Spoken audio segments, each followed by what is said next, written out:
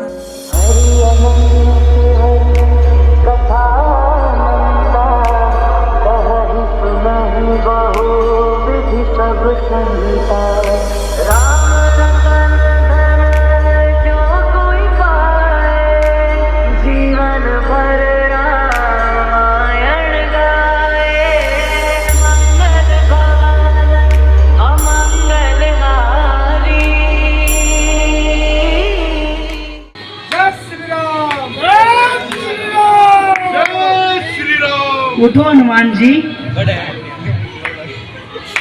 कितना छुट्टी को इमरजेंसी की बैठक भी होगा साथ हनुमान जी उठिए। व तेथेच त्याचा दुर्दैवी अंत झाला।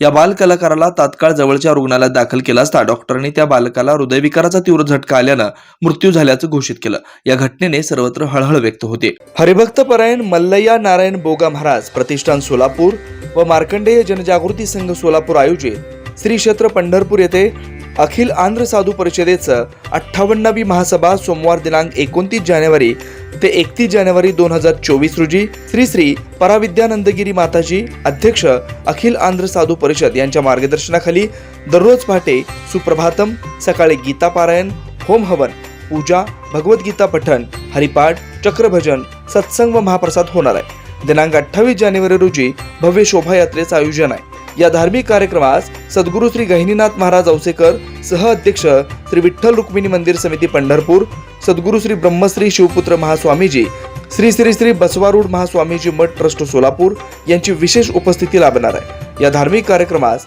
अन्नदान सेवा कार्यक्रम व देणगी स्वरूपात स्वीकारले जातील। आपले विनीत श्री मार्कंडेय जनजागृती संघ, संपर्क किशोर व्यंकटगिरी 9552 2186 41।